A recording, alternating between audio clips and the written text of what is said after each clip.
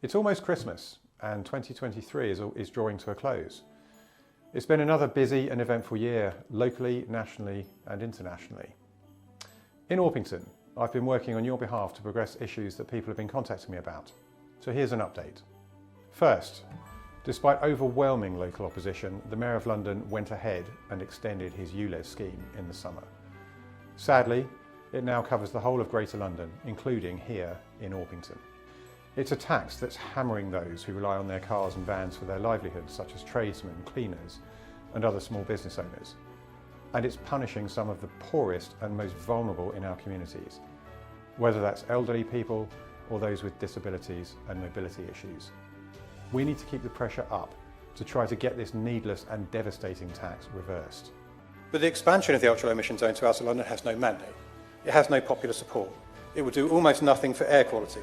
It will be economically damaging and it will hit the poorest hardest. Damaging those, not just those who live in Outer London, but millions more who live outside Greater London. It is an appalling and unjust policy and it should be scrapped.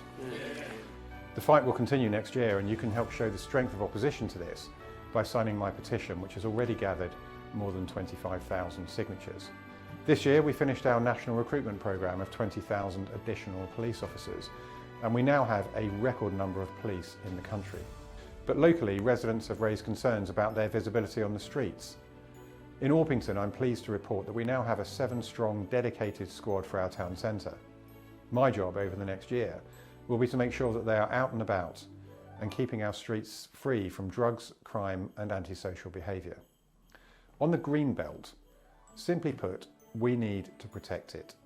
At the same time, we do need to build more homes and help get our younger generations on the ladder. But they need to be the right homes in the right place with the right infrastructure. Earlier this year, the government passed a new law following an update on planning guidance, which will change how councils like Bromley need to deliver houses.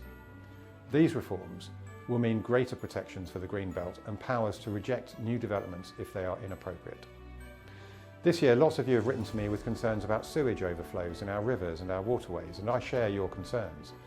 I voted twice in Parliament for government measures to introduce greater environmental protections to help stop this problem. And recently, Thames Water have confirmed that they are installing 200 monitors in our area, and these will help prevent incidents before they occur. As a direct result of actions taken by the government, there is now a huge amount of extra regulation on our water companies. They are better monitored and better inspected, and they can be fined for poor service. And chief executive bonuses can be stopped if they've got a poor track record, particularly with regard to pollution. Nationally, we witnessed a historic event, the coronation of King Charles III and Queen Camilla, the first time a new monarch has been crowned in our country for more than 70 years. I was lucky enough to attend a special reception with the King and Queen on behalf of Orpington, and I attended several of the wonderful community coronation parties organised in the constituency. Economically, it's been a tough year for many, with the high cost of living following the end of the pandemic and the outbreak of war in Ukraine. But things are improving.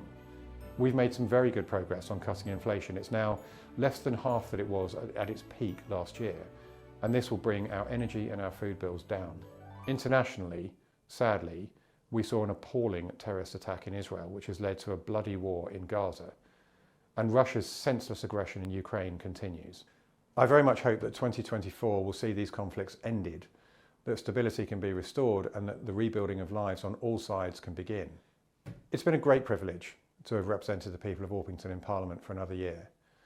So as the year draws to a close, I'd like to wish you and your loved ones a restful, peaceful and a very Merry Christmas and a very happy and prosperous New Year.